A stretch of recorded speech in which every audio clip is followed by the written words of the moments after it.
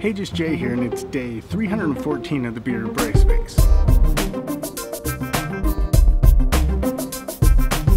After pre-ordering several months ago, I finally got the Rhino Arc Evo. If you don't know what this is, it's basically a motorized pan head for the motorized camera slider. So let's go ahead and look and see what's in the box. So we have the standard Rhino packaging, which is always really nice.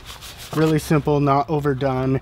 You've got the sleeve on the outside, basic white box on the inside. You open that up, first thing right on top, they've got this SD card here that is used for updating the controller. So if you've got the controller, you got to update that. So this has the firmware already on it. Underneath here, we've got some cables, a little tool, another looks like a charging cable, and adapter, USB adapter for charging everything. And then right here is the actual Rhino Arc. You can see here on the Rhino Arc, they've kind of got it set up where you can use these cables to daisy chain from the controller into the Rhino Arc, then out of the Rhino Arc right here into the camera, so you can control the shutter and do all the things that you need to do. So that's kind of how it works. There's this little daisy chain thing that they've got going on. On this side, you've got the power button and then a place to charge it up right there. On the bottom, you've got the threading here to mount it onto the slider itself, and then on the top, you've got the opposite. This is where you put a tripod head or something else to mount the camera on. So that's the basics of what's in the box. You've got the actual Rhino Arc,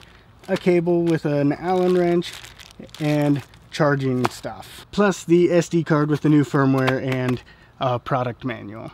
The first thing it says to do is make sure that your controller is up to date to firmware 1.2. I believe mine's already on firmware 1.21, but we'll go ahead and pop this in and see if it updates to an even newer version. One thing to note when updating the firmware, you want to make sure to keep the micro SD card towards the back, because there is enough of a gap that if you push it up too high, it will fall into the unit, and then you've got to take the whole thing apart and get your SD card out. It's a little bit of a trick getting it in there. I actually had to use this guy because I don't have real long fingernails to just like push it in there until it made the click sound, because it kept just wanting to eject it. But now it's in there. Go ahead and turn it on. Select my slider length. You can't see it on here because the brightness is too low, but you go down to settings. On the settings page, you scroll down to update from SD card. Click to confirm. So it turned off and turned back on, and now it's back up to the menu. I'll select Rhino Slider Evo, go down to settings. I'm now on firmware version 1.27. I was on 1.21, so it does have a newer firmware update.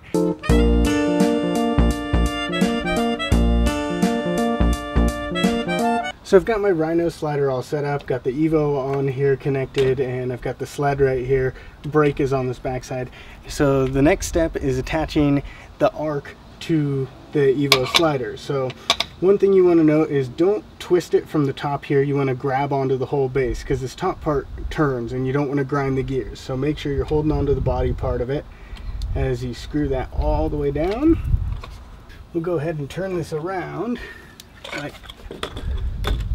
So in the bag with this cable, it came with this little Allen wrench you can use to loosen up these little screws around here, and you want to rotate this whole thing until these ports are right above the brake section. Get that on there, and then you can tighten up all these.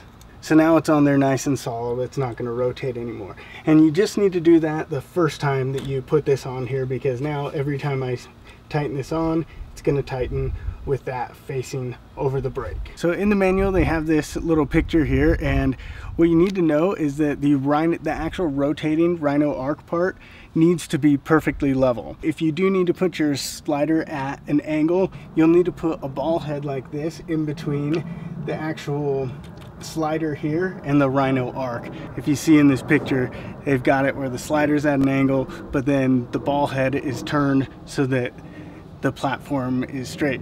But if you're going to be shooting level like I am right now, you can just take your ball head and stick it right on top. So now with this all set up, I've got the cable going from the motion controller into the Rhino Arc.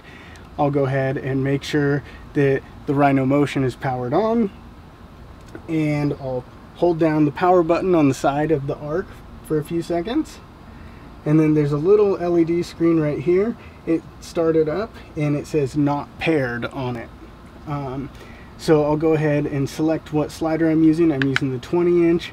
Now I'll go down to settings. So I scroll down to settings on the bottom row. The second from the top option in settings, it says arc. And if you click arc, and then it goes from off to on, and the screen right here should now say paired. So now I'm set up and ready to go using the Rhino Arc. So I'll back out of all of this and then go into live motion. I'm going to actually create a move. So we'll scroll down to create a move, click OK on that, click go on calibration. Just like it always does, it'll go to the end, find the end. Now it comes up and it says turn wheel to point the camera. So I can turn the wheel exactly where I want the camera to be pointed. You can see it's rotating up here. Set my in point. Now it goes to the out point, hits the out point, and then it says rotate the wheel to point the camera. I rotate it right there, select my out point. So I've got my in and out points. I can change those if I want. I've got it set to 7 seconds. A ramping of 2 inches, and I'm going to go ahead and put it on a loop, yes, and then click start. So when I do this, it'll go to the beginning here. Now I go ahead and click go. It'll take 7 seconds to go through this entire move. Ramp down, come back, and hit the other end. And it'll just keep looping like this forever until I hit stop. And you can see it's panning back and forth. It's gradually slowing in at the last 2 inches, both the arc and the slider part right here.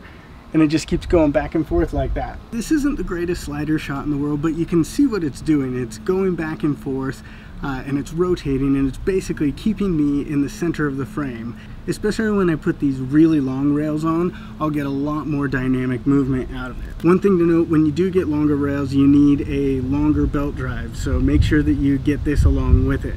And maybe I'll make another video on how to install the longer rails. For most of what I'm doing, traveling, I just like the shorter rails.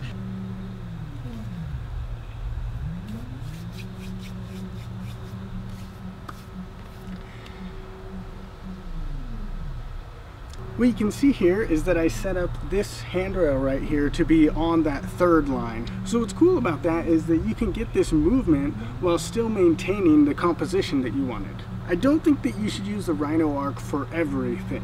A lot of times you just want a straight slider shot. But this does offer the flexibility to give you that motorized pan head. If you have any questions or comments, you hated or loved the video, or you're confused about something, go ahead and leave me a comment. I pretty much reply to every single comment I ever get.